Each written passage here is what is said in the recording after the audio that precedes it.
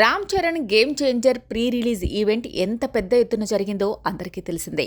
రాజమండ్రిలో జరిగిన ఈ వేడుకకు మెగా అభిమానులు, జన సైనికులు ఇలా లక్షల్లో వచ్చారు. ఈవెంట్కు వచ్చిన వారంతా క్షేమంగా ఇంటికి తిరిగి వెళ్లండని పవన్ కళ్యాణ్, రామచరణ్ ఇలా అందరూ చెప్పారు. కానీ దురదృష్టవశాత్తు ఇంటికి వెళ్తున్న టైంలో ఓ ఇద్దరు అభిమానులు రోడ్డు ప్రమాదంలో మృతి చెందారు. ఈ ఘటన తెలుసుకున్న వెంటనే దిల్ రాజు, రామ్ చరణ్, పవన్ కళ్యాణ్ ఇలా అందరూ ఆర్థిక సాయాన్ని అందించారు. కానీ ఈ విషయం మీద రాజకీయ చేసేందుకు కొందరు పిచ్చి కామెంట్లు చేస్తున్నారు.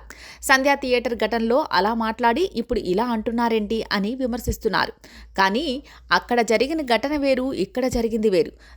దీన్ని ఎలా పోల్చుతున్నారంటూ నెటిజన్లు కూడా మండిపడుతున్నారు.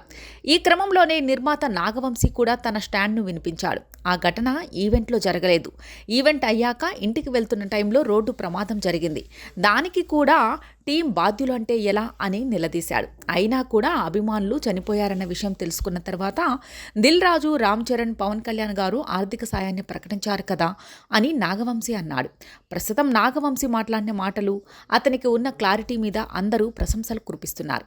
ఇక ఎన్టీఆర్ ఫ్యాన్స్ను కాస్త కూల్ చేసేందుకు బాలయ్య ఆఫ్ స్క్రీన్లో తారక్ గురించి మాట్లాడాడు అని చెబుతున్నాడు. కానీ ఈ విషయాన్ని మాత్రం జనాలు అంతగా నమ్మటం లేదు.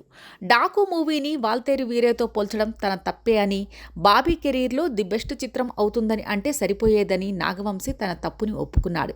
తన ఉద్దేశం కూడా బాబీ కెరీర్లో డాకు ది బెస్ట్ అని చెప్పడమే అని, కాకపోతే ఆ టైంలో మీడియా అడిగిన దానికి అలా చెప్పాల్సి వచ్చిందని, అయినా అలా పోల్చడం తన తప్పే అని నాగవంశీ ఒప్పుకున్నాడు.